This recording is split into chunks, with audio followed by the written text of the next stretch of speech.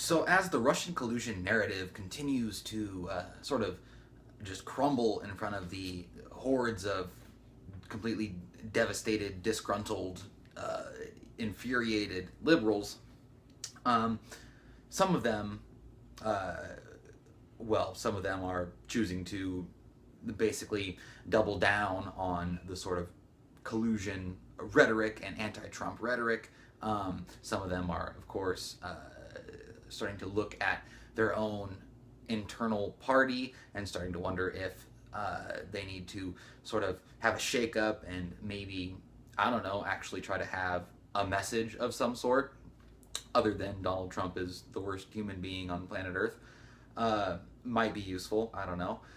Uh, in the midst of trying to figure this all out and plotting to potentially oust Nancy Pelosi, which, as a conservative, as a Republican, as someone who voted for Donald Trump, please keep Nancy Pelosi on because she is just so wonderful for the party and she brings unity to the party. She just continues to bring victories for the Democrats. So continue to keep her on, and that would make me very happy. Or better yet, how about you replace her with Maxine Waters? Then you might even win a little bit more. But getting a little bit serious, Bernie Sanders, he is now coming out and thrashing the GOP healthcare bill. Because, as I was saying, that's sort of where the pivot is starting to go with some of the Democrats, the ones that aren't clinging desperately still to the Russia collusion narrative, because again, it continues to fall apart right in front of our eyes with zero evidence to this day. So they're trying to shift the focus towards something else. And Bernie Sanders, of course, has taken to thrashing the new healthcare bill that is currently in the Senate, which is, by all estimates that I've seen so far, is basically still 90% Obamacare or so. There's a few changes. It gets rid of the individual mandate and the mandate for businesses, and it cuts a couple regulations. It rolls back a few of the taxes, and of course it plans to have a rollback in Medicaid sometime in the distant future, which means it will probably never happen. But Bernie Sanders has come out and using, the sort of mild political rhetoric that we've come accustomed to with someone like Bernie Sanders, comes out and, of course, is saying that people are going to die because of this healthcare bill. So this is from the New York Post. Bernie Sanders, GOP healthcare bill will kill thousands of people. Thousands of people will die. Senator Bernie Sanders on Sunday stood by his harsh rhetoric that the GOP healthcare bill would kill thousands of Americans because, quote, it's true. Quote, if you have cancer and your insurance is taken away from you, there is a likelihood you will die and certainly a likelihood that you will become much sicker than you are today, Sanders told NBC's Meet the Press. That's the fact. Unpleasant, but it's true. Sanders' heated rebuke of the GOP healthcare plan has drawn criticism in the wake of the horrific congressional shooting on June 14th.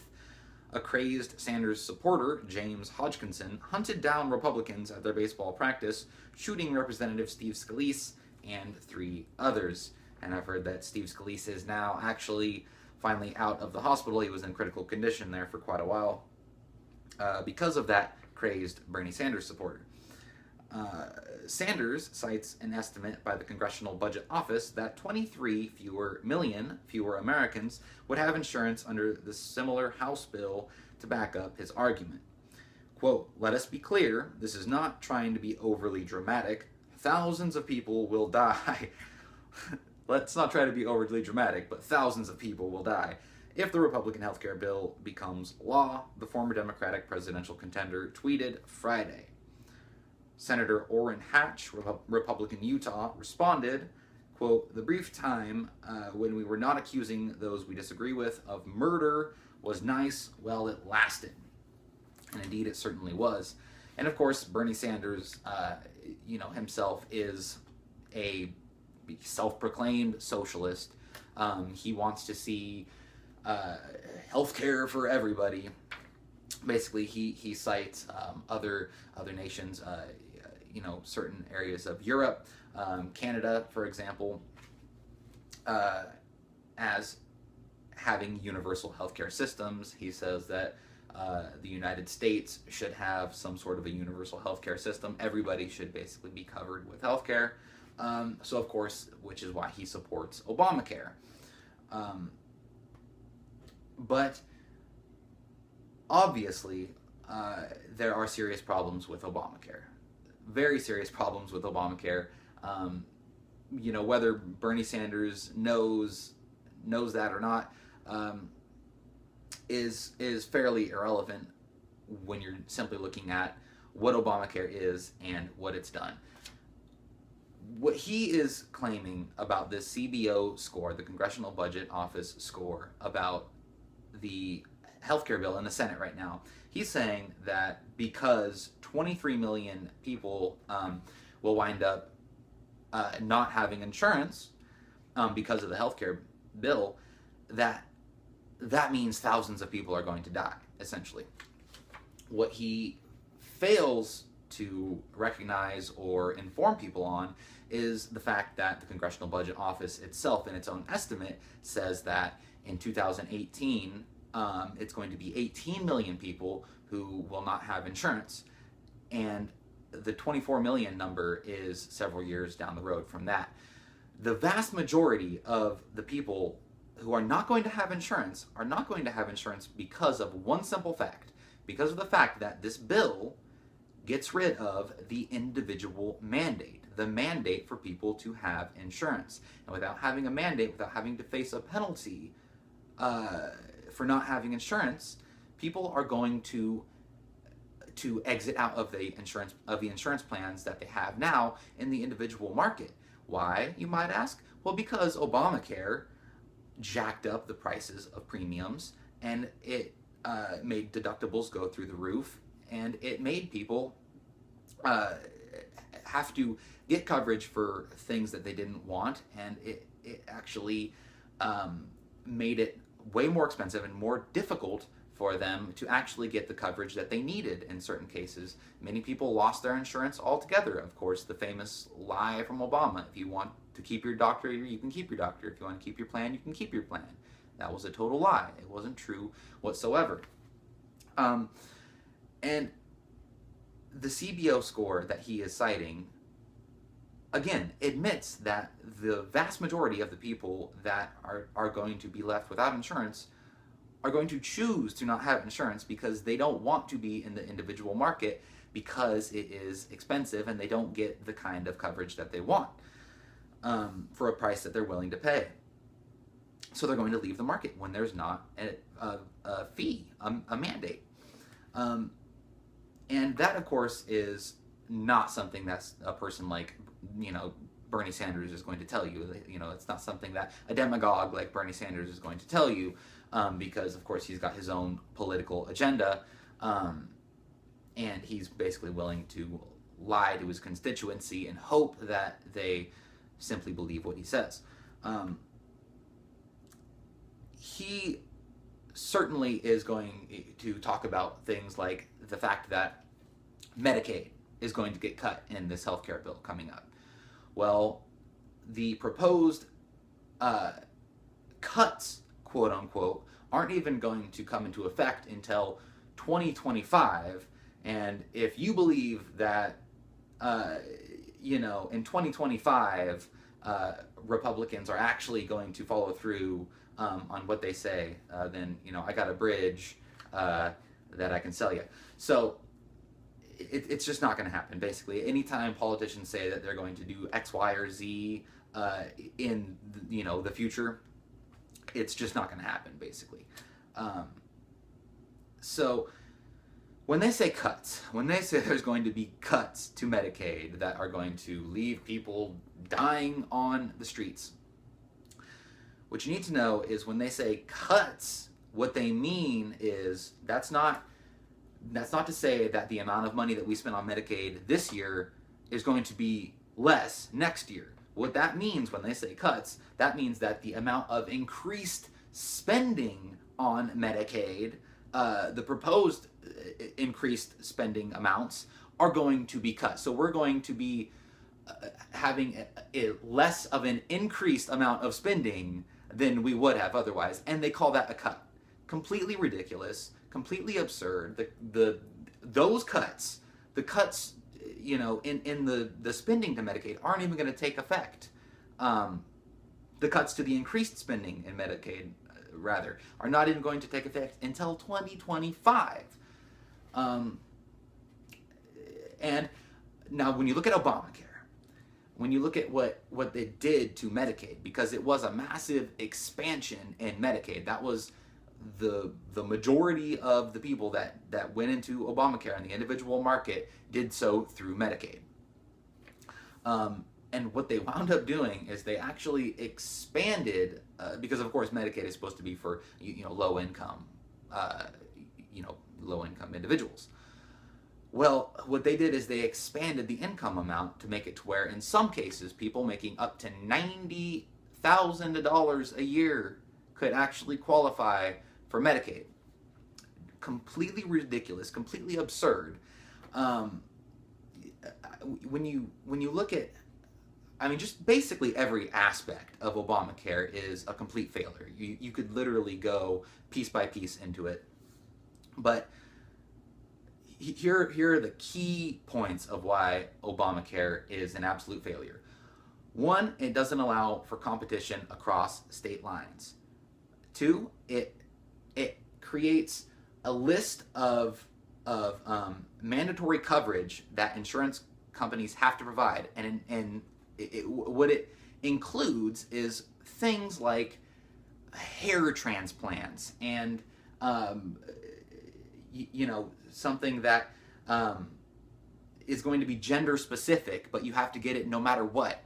It has this long list of things that they consider to be essential, care, essential benefits that they force insurance companies to have to cover people with. And in many cases, these are things that people would normally not opt in to be covered with, because it's unnecessary. But of course, it forced insurance companies to do that. Another thing Obamacare did is it has this thing called community rating. What that means is insurance companies are forced to basically not be able to charge somebody who is sick way more than somebody who is healthy. That might sound like it's a wonderful thing to do. Of course, no one wants to see people sick and dying. The thing is, that's not insurance at that point. Insurance is a bet that the insurance company and you and the insurance company making a bet. Basically, the insurance company is betting that that you're not going to get sick, and you're betting that the insurance company is going to help you out if you do get sick. Basically, if they are not making money off of you, it's not insurance. They are insurance companies, insurance corporations. They're there to make money, and when you have something like a community rating, what it does is it makes that impossible. And one of the reasons it makes it impossible is because these are people in the individual market. These are not people that are in a grouped, pooled insurance. So it's not able to cushion the costs of that. So these insurance companies are forced to not be able to charge people that are sick that much more. It was a factor of like a 1 to 3 or 1 to 4, I believe, which obviously they're still able to charge them more, but not as much as they would need to actually be able to make a profit in many cases, which is one of the main contributors to the much quoted Obamacare death spiral that you hear about.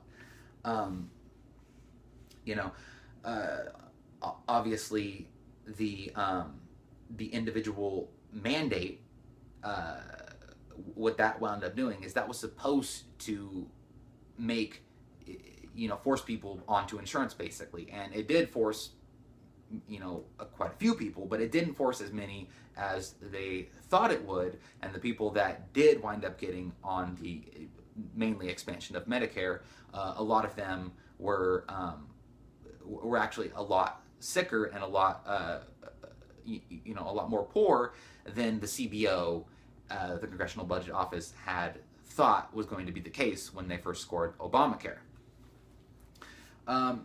And then, of course, aside from community rating, which again is them not being able to charge people that are sick, much more than people that are healthy, you've got guaranteed issue, which means that an insurance company has to cover somebody with a pre-existing condition. They do not have a choice. They have to cover somebody with a pre-existing condition.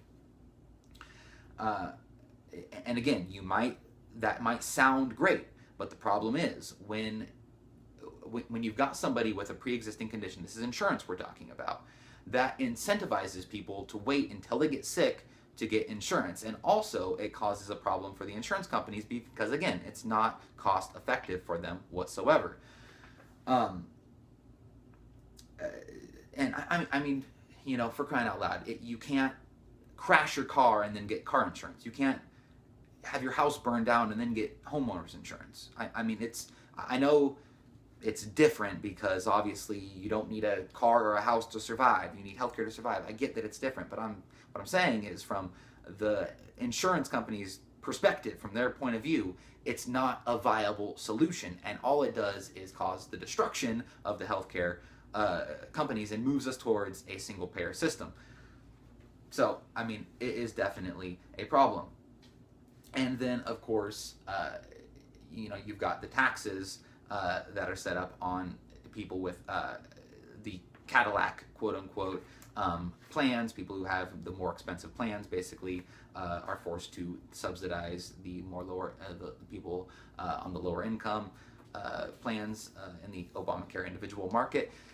It just has problem after problem after problem after problem. It's a gigantic mess. One of the main architects of Obamacare is the famous Jonathan Gruber, who went around saying that it was because of the stupidity of the American people that Obamacare was able to pass. And then, of course, you have people like Bernie Sanders, who run around saying that thousands of people will die. Thousands of people will die. Well, what is a system that actually does kill people? The VA. That is a single payer, government run system, and a study found that last year in California, the VA system killed 100 people in the last year. Why? Because they were put on waiting lists, and they died while on their waiting lists, waiting to actually get care, to get coverage.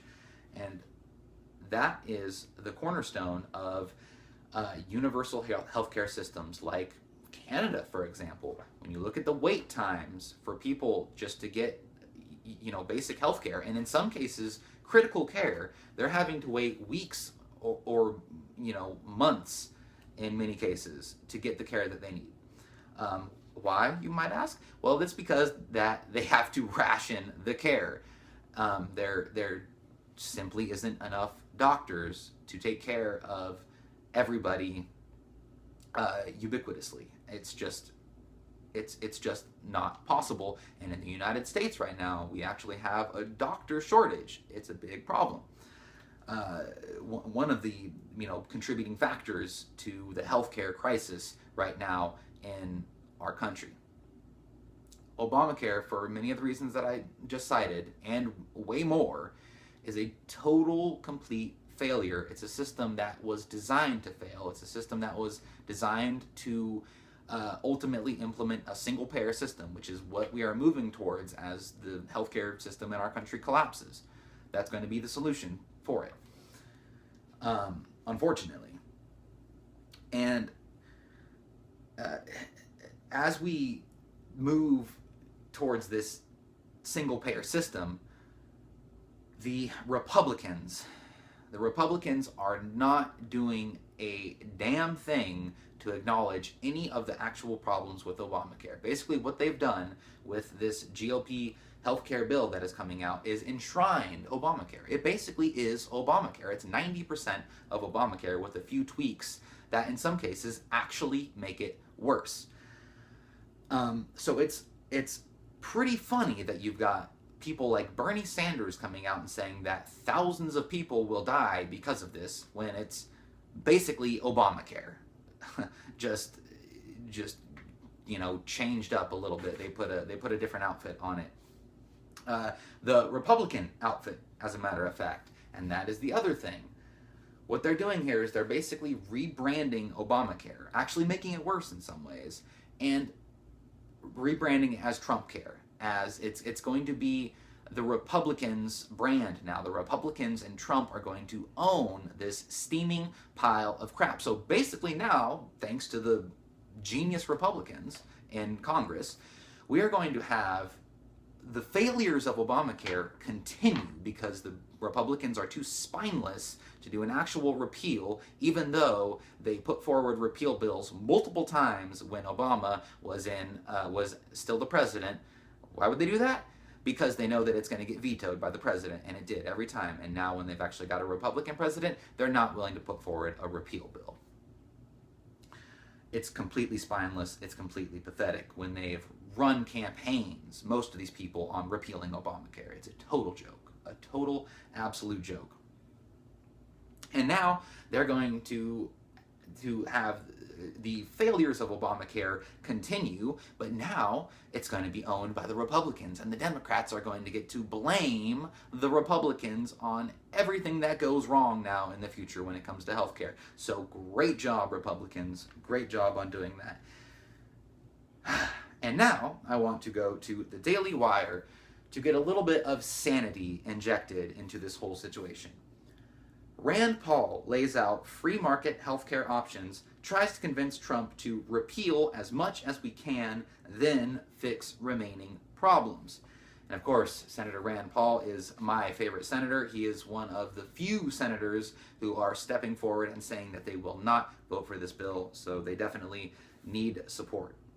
On Monday, Senator Rand Paul, Republican Kentucky, one of 5 conservatives opposing the GOP leadership's healthcare plan, appeared on CNN's newsroom. When anchor Ana Cabrera asked Paul his thought on the Senate bill, he replied, "My problem with the Senate bill as it currently exists is that we don't fix the death spiral. We keep 10 of 12 of the Obamacare regulations. We still keep the idea that you can buy it after you get sick. I'm so concerned with the death spiral of Obamacare may well get even worse with the Republican version.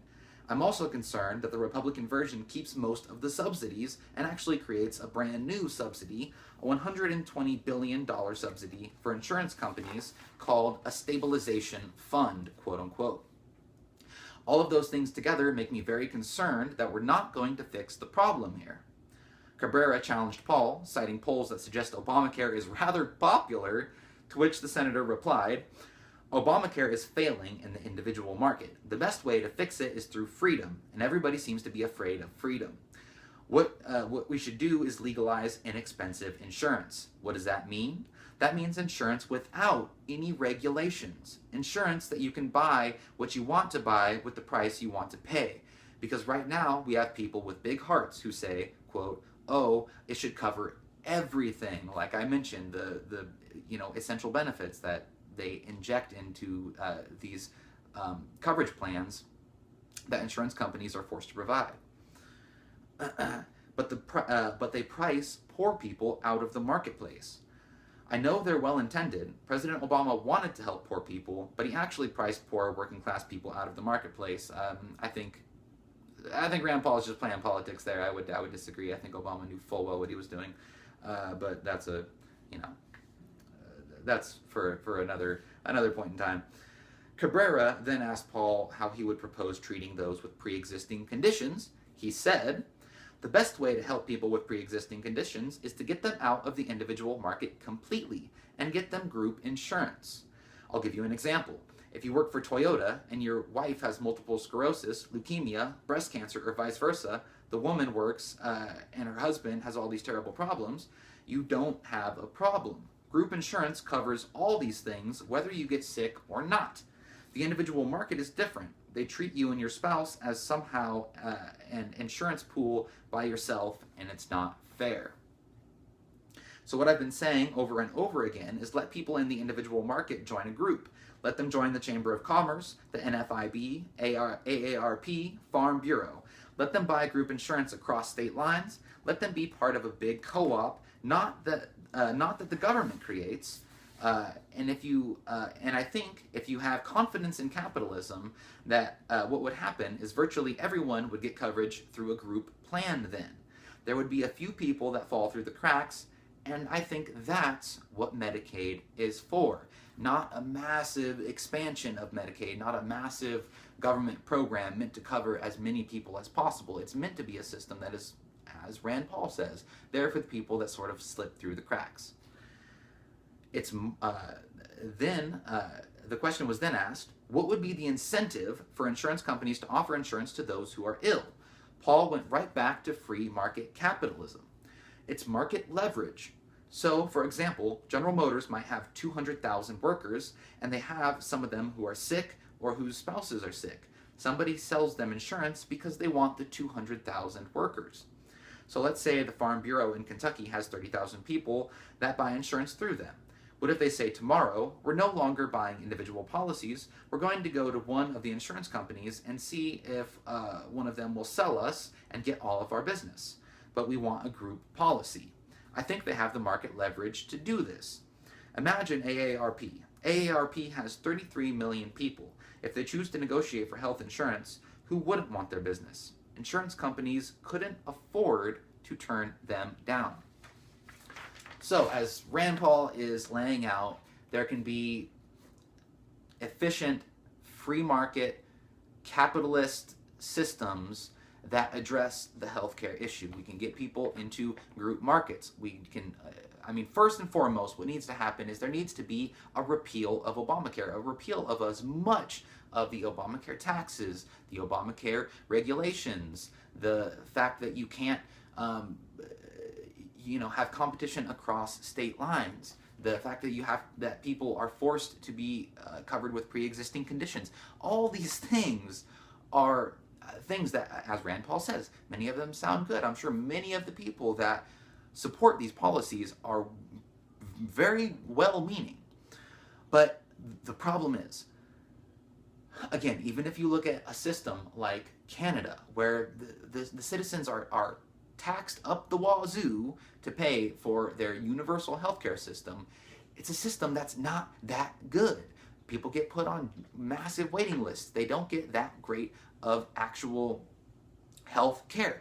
And see, I think that is a thing that many people get mixed up when in the whole healthcare discussion.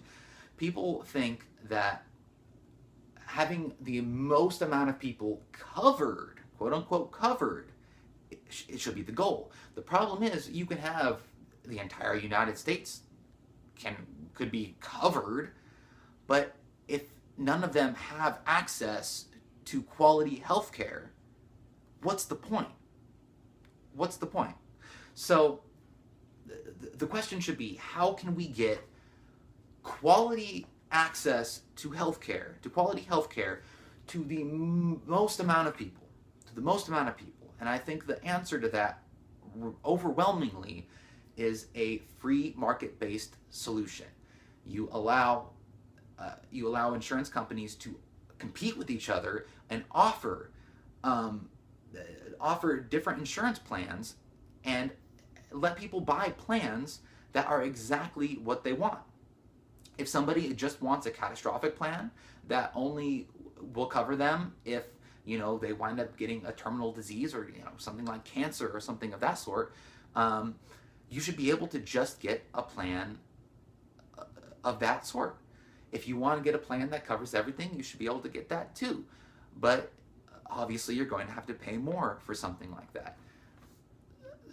So basically, in a nutshell, the problem with the healthcare, our healthcare system right now is overwhelmingly Obamacare. The Obamacare regulations and the taxes and the mandates on employers. For example, when you've got employers, there's two groups. There's the 39ers and there's the 29ers. The 39ers are, or excuse me, the 49ers and the 29ers, I believe. The 49ers are the businesses who only hire 49 people and refuse to hire that 50th person, because if they hire that 50th person, they are forced to provide insurance for their employees. Same with the 29ers. It's if employers are working employees over 30 hours a week, then they're also forced to provide insurance for them. And what this did is it made it to where businesses couldn't expand, and if they did expand, it was this massive burden that was placed on them to provide insurance for their employees. So that was just another one of the, I mean, that's a problem that bleeds into the another portion of the economy itself, not just healthcare per se, but of course, healthcare itself is a massive portion of our economy. And the bottom line is the bill in the Senate right now is basically Obamacare light. It does a few things, gets rid of a couple of the regulations, gets rid of the individual mandate. It does a few things, some of which are pretty good, some of which actually are going to make the problem worse. So what we're going to have, again, is just Obamacare rebranded as Trumpcare, and the Democrats are going to be able to blame the Republicans now for all the massive failures of Obamacare that will be taking place in the future. So, we'll see what happens. Again, there are some senators, actually, right now, senators like Rand Paul, Senator Ron Johnson, Senator Ted Cruz, and others, who are saying that they will not vote for this bill in the Senate. The Republicans only have a 2-point majority in the Senate. The Vice President Pence can be the tiebreaker on that, so what we would need is 3 senators. So if those 3 senators voted no on this healthcare bill, it would be dead. So please support those senators. Tell them you are behind them, and that what we want is a repeal of Obamacare, not a rebranding of Obamacare, because this is just a total joke. So, if you enjoyed this video, and I hope you did, please leave me a comment. Please subscribe to my channel. And if you would like to hear the audio version of this, I will have that uploaded on SoundCloud. I will also have links to my Twitter and Facebook page, and all of that will be in the description below. So I hope you have a wonderful day, and may the Force be with you.